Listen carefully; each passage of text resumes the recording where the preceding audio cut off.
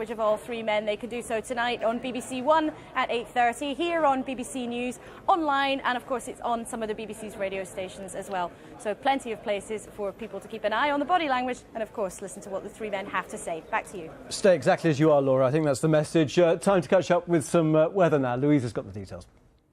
Plenty of changes with the weather as well at the moment. A significant wet today across England and Wales today.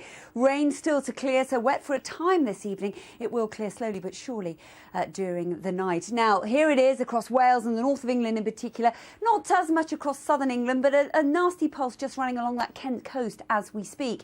Now, still yet to clear away some heavy rain across East Yorkshire. It does so through the night into the North Sea. A cloudy night to come. A few showers across Scotland and Northern Ireland continue. Lows of 6 to 10 degrees. We start tomorrow with some brightness, particularly in eastern areas. It won't be long before showers start to develop and really will become quite heavy and widespread across Scotland and Northern Ireland, with some rumbles of thunder and some fairly organised bands of showers across Wales and the southwest during the afternoon. Warmest and driest perhaps in the southeast, with 17 degrees the high. A change as we move towards the weekend. Colder air, a northeasterly wind kicks in. Grey and wet for England and Wales, drier and brighter on Sunday to the north. Take care.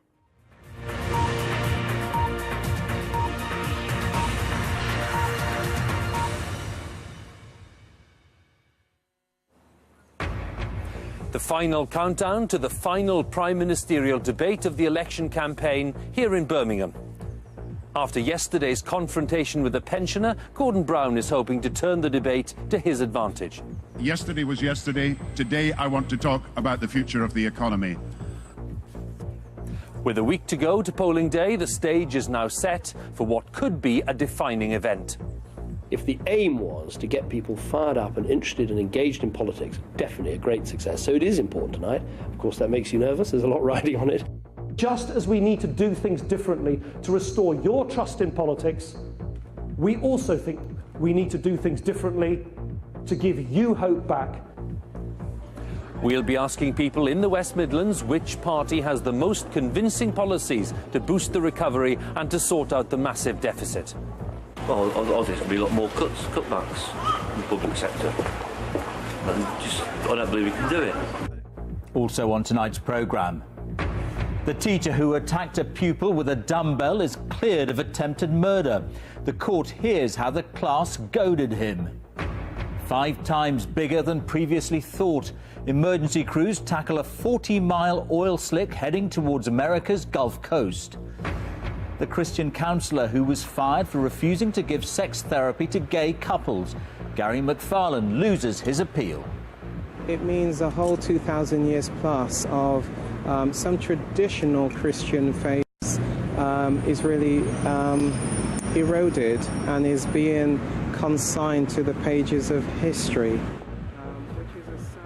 On BBC London, Whittington A&E is saved. We asked, where does it leave plans for the rest of the capital's hospitals? And we challenged the three main parties on their policies for education.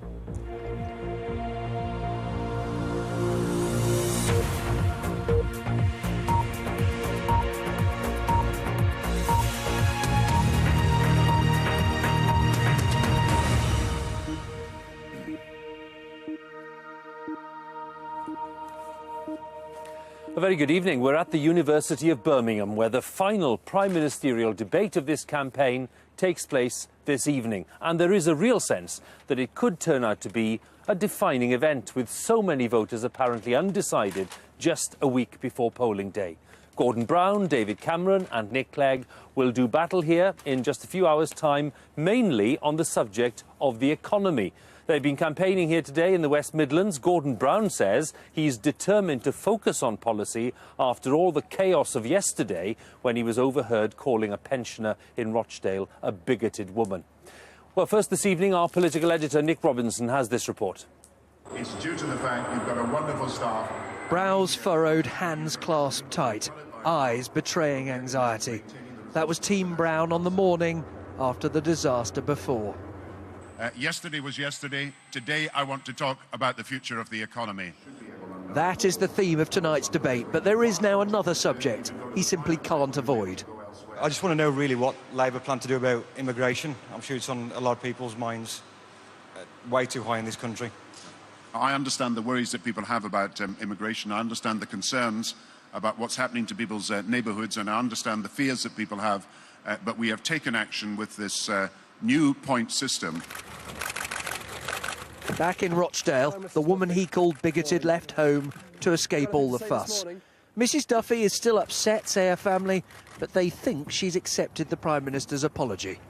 Prime Minister, you said people were right and you understood their concerns about immigration, but people heard you say that it was bigoted to have concerns about immigration. But I think I've apologised and I've said that it was the wrong word to use.